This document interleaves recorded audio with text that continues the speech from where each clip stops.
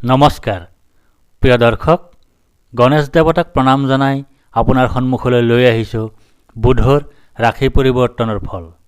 আজি অৰ্থাৎ 4 ডিচেম্বৰ 2025 ইং তাৰিখে দিনৰ 12:12 গ্ৰহৰ যুৱৰাজ বুধদেৱে বৰ্তমানৰ বৃশ্চিক ৰাশি ত্যাগ কৰি ধনু ৰাশিত প্ৰৱেশ কৰিব আৰু 24 জানুৱাৰী 2025 ইং তাৰিখে আবেলি 5:46 থাকিব। অৰ্থাৎ প্ৰায় 20 দিন বুধদেৱ ধনু ৰাশিত থাকিব।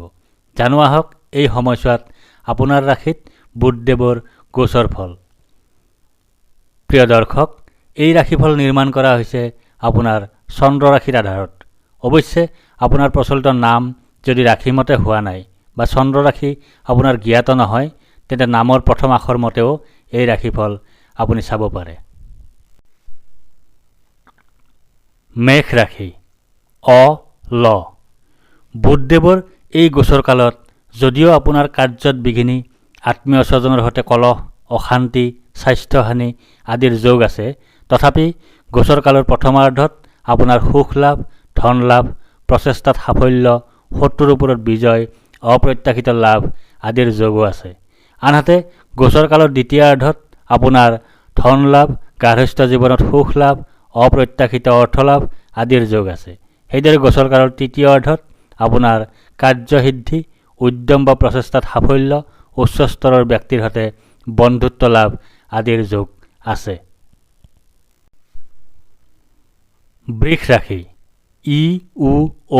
ব বুধদেৱৰ এই গোচৰ কালত যদিও আপোনাৰ পুত্ৰৰ দ্বাৰা সুখ লাভ, ধন লাভ, সৰ্বপ্ৰকাৰৰ প্ৰচেষ্টাত সাফল্য, সুখ লাভ আদিৰ যোগ আছে, তথাপি গোচৰ কালৰ প্ৰথমাৰ্ধত আপোনাৰ শোকপ্ৰাপ্তি, অৰ্থক্ষতি, বন্ধু ক্ষতি, অপমান লাভ, অপদস্থ হোৱা, ৰোগাক্ৰান্ত হোৱা, কলহ আদিৰ যোগ আছে।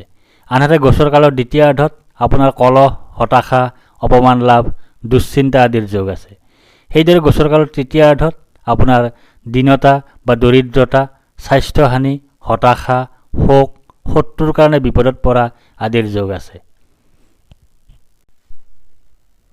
মিথুন ৰাশি দ্বিতীয় বুধদেৱৰ এই গোচৰ কালত যদিও আপোনাৰ বিৰোধ, পৰিয়ালৰ সৈতে সকলো সদস্যৰ সৈতে বিচ্ছেদ অথবা আপোনজনৰ সৈতে বিচ্ছেদ, কলহ, অৱসাদ আদিৰ যোগ আছে, তথাপি গোচৰ কালৰ প্ৰথমাৰ্ধত আপোনাৰ বন্ধুৰ কষ্ট, পৰিয়ালৰ একাধিক সদস্য ৰোগাক্ৰান্ত হোৱা, দুখ, দুশ্চিন্তা আদিৰ যোগ আছে। আনহাতে গোচৰ কালৰ দ্বিতীয়াৰ্ধত আপোনাৰ সুখপ্ৰাপ্তি, বীৰত্বপূৰ্ণ আৰু মানৱ হিতৈষী কাৰ্যত সাফল্য লাভ, ভাগ্যৰ সহায় লাভ আদিৰ যোগ আছে। সেইদৰে গোচৰ কালৰ তৃতীয়াৰ্ধত আপোনাৰ শোক, দুখ, দুৰ্ঘটনা, ভুল বুজাবুজি, পাচনতন্ত্ৰৰ সমস্যা বা হজমৰ সমস্যাত ভোগা আদিৰ যোগ আছে। কৰ্কট ৰাশি মূৰ্ধন্য বুধদেৱৰ এই গোচৰ কালত যদিও আপোনাৰ বিজয়ৰ প্ৰচেষ্টাত সাফল্য, সাহিত্য কৰ্মৰ মাধ্যমেৰে অৰ্থলাভ, ৰোগ মুক্তি তথা ঋণ মুক্তি আদিৰ যোগ আছে, তথাপি গোচৰ কালৰ প্ৰথমাৰ্ধত আপোনাৰ ধন লাভ, ধন বৃদ্ধি, প্ৰচেষ্টাত সাফল্য, প্ৰতিভাৰ স্বীকৃতি লাভ, সুখজনক ঘটনা ঘটা, সুসংবাদ লাভ আদিৰ যোগ আছে। আনহাতে গোচৰ কালৰ দ্বিতীয়াৰ্ধত আপোনাৰ সম্পত্তি প্ৰাপ্তি, ভূসম্পত্তি বৃদ্ধি, অপ্ৰত্যাশিত সূত্ৰৰ পৰা লাভ, বিপৰীত লিংগৰ সৈতে হোৱা সম্পৰ্কৰ পৰা আনন্দ লাভ আদিৰ যোগ আছে। সেইদৰে গোচৰ কালৰ তৃতীয়াৰ্ধত আপোনাৰ যাত্ৰাত কষ্ট, অৰ্থনৈতিক সমস্যাৰ সৃষ্টি, ৰোগাক্ৰান্ত হোৱা, আকস্মিক অশুভ পৰিৱৰ্তন আদিৰ যোগ আছে। সিংহ ৰাশি মূৰ্ধন্য বুধদেৱৰ এই গোচৰ কালত যদিও আপোনাৰ জীৱনসংগী বা সন্তানৰ সৈতে কলহ, আত্মীয় স্বজনৰ সৈতে কলহ, মানসিক অৱসাদ, দুখ আদিৰ যোগ আছে, তথাপি গোচৰ কালৰ প্ৰথমাৰ্ধত আপোনাৰ ধন নাশ, শত্ৰু বৃদ্ধি, স্বাস্থ্যহানি, ক্ষতি, অযথা ভ্ৰমণ, কলহ, অশান্তি আদিৰ যোগ আছে। আনহাতে গোচৰ কালৰ দ্বিতীয়াৰ্ধত আপোনাৰ জীৱনসংগীৰ পৰা পীড়া লাভ, বিপৰীত লিংগৰ সৈতে কলহ, দুশ্চিন্তা, অস্থিৰতা, সৰু সুৰা ৰোগত ভোগা আদিৰ যোগ আছে। সেইদৰে গোচৰ কালৰ তৃতীয়াৰ্ধত আপোনাৰ ৰোগ নাশ, অৰ্থ উপাৰ্জন বৃদ্ধি, সন্তুষ্টি, জীৱনৰ মানদণ্ডৰ উন্নতি, সুস্বাস্থ্য, প্ৰচেষ্টাত সাফল্য আদিৰ যোগ আছে। কন্যা ৰাশি মূৰ্ধন্য বুধদেৱৰ এই গোচৰ কালত যদিও আপোনাৰ ধন প্ৰাপ্তি, গৃহসুখ লাভ, আয় বৃদ্ধি, মাতৃসুখ লাভ আদিৰ যোগ আছে, তথাপি গোচৰকালৰ প্ৰথমাৰ্ধত আপোনাৰ জীৱনসংগীৰ পৰা পীড়া পোৱা, শাৰীৰিক অসুস্থতা, ভয়, হানি, জীৱনসংগী, সন্তান আৰু আত্মীয়স্বজন ৰোগাক্ৰান্ত হোৱা, শত্ৰু ভয়, কলহ, কুখাদ্য ভক্ষণ, দুশ্চিন্তা আদিৰ যোগ আছে। আনহাতে গোচৰকালৰ দ্বিতীয়াৰ্ধত আপোনাৰ বিপত্তি, জীৱনসংগী ৰোগাক্ৰান্ত হোৱা, অপমান লাভ, দুশ্চিন্তা আদিৰ যোগ আছে। সেইদৰে গোচৰকালৰ তৃতীয়াৰ্ধত আপোনাৰ বিফলতা, স্বাস্থ্যহানি, দুশ্চিন্তা, দণ্ডলাভ তথা অপৰাধী সাব্যস্ত হোৱা আদিৰ যোগ আছে। তুলা ৰাশি দন্তত্ব ৰ বুধদেৱৰ এই গোচৰকালত যদিও আপোনাৰ শত্ৰু ভয়, দুখ, অশান্তিজনক পৰিৱেশৰ মুখামুখি হোৱা, পৰাক্ৰমৰ ক্ষেত্ৰত অসফলতা আদিৰ যোগ আছে, তথাপি গোচৰকালৰ প্ৰথমাৰ্ধত আপোনাৰ শাৰীৰিক পীড়া, বৈৰাগ্য, দুখ, অতিৰিক্ত ব্যয়, দুৰ্ঘটনা আদিৰ যোগো আছে। আনহাতে গোচৰকালৰ তৃতীয়াৰ্ধত আপোনাৰ সন্তান সুখ লাভ, গাৰ্হস্থ্য জীৱনত সুখ লাভ, পৰিয়ালৰ সকলো সদস্যৰ শুভ হোৱা আদিৰ যোগ আছে। সেইদৰে গোচৰকালৰ তৃতীয়াৰ্ধত আপোনাৰ ৰোগাক্ৰান্ত হোৱাৰ যোগ, স্বাস্থ্যৰ অৱনতি হোৱা, পাৰিবাৰিক অশান্তিত ভোগা, উদ্যম তথা প্ৰচেষ্টাত বিলম্ব হোৱা আদিৰ যোগ আছে। বৃশ্চিক ৰাশি দন্ত্যন্ন অন্তস্থ জ বুধদেৱৰ এই গোচৰকালত যদিও আপোনাৰ ধন লাভ, সম্পদ বৃদ্ধি, অপ্ৰত্যাশিত লাভ, সুখাদ্য লাভ, প্ৰতিভাৰ স্বীকৃতি লাভ আদিৰ যোগ আছে, তথাপি গোচৰকালৰ প্ৰথমাৰ্ধত আপোনাৰ ধন লাভ, সন্মান লাভ, প্ৰতিভাৰ স্বীকৃতি লাভ, অৰ্থ আৰু সম্পদ লাভ আদিৰ যোগো আছে। আনহাতে গোচৰকালৰ দ্বিতীয়াৰ্ধত আপোনাৰ মিত্ৰৰ সহযোগ, শুভ পৰিৱৰ্তন, জীৱনৰ মানদণ্ডৰ উন্নতি, আৰামদায়ক ভ্ৰমণ আদিৰ যোগ আছে।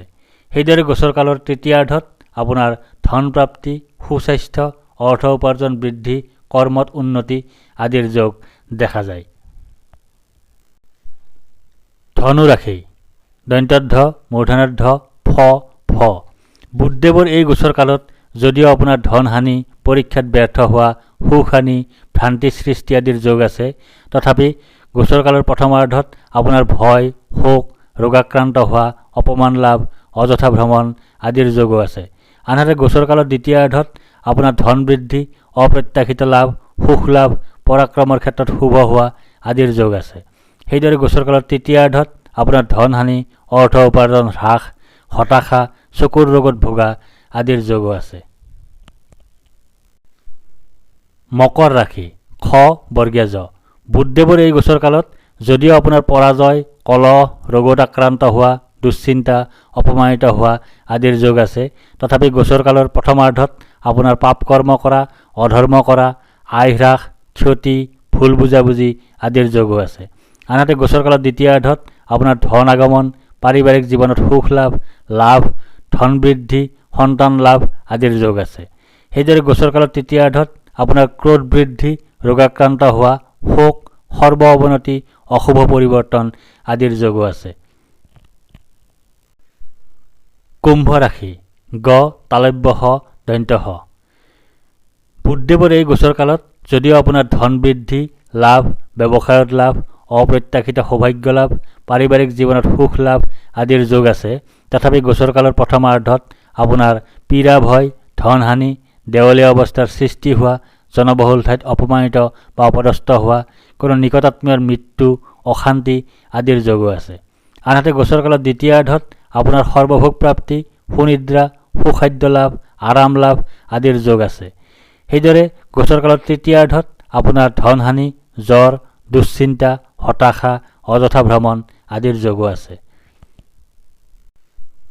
মীন ৰাশি দন্ত্যদ্দ প্ৰথম ছ বুধদেৱৰ এই গোচৰকালত যদিও আপোনাৰ সৰ্বপ্ৰকাৰে সুখ লাভ, আয় বৃদ্ধি, কৰ্মত উন্নতি, স্বাস্থ্যৰ উন্নতি আদিৰ যোগ আছে, তথাপি গোচৰকালৰ প্ৰথমাৰ্ধত আপোনাৰ দুৰ্গতি, উদৰ পীড়া, জীৱনসংগীৰ সৈতে বিচ্ছেদ, ভ্ৰমণত বাধা, অতিৰিক্ত ব্যয়, সৰু সুৰা ৰোগত ভোগা আদিৰ যোগো আছে।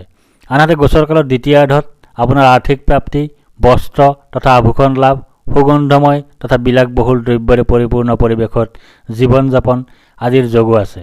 সেইদৰে গোচৰকালৰ তৃতীয়াৰ্ধত আপোনাৰ ব্যৱসায়ত লাভ, লাভ, লটাৰী, জুৱা, শ্বেয়াৰ মাৰ্কেট আদি ক্ষেত্ৰত সৌভাগ্য বৃদ্ধি, সুস্বাস্থ্য, সন্মান লাভ আদিৰ যোগো আছে। ধন্যবাদ।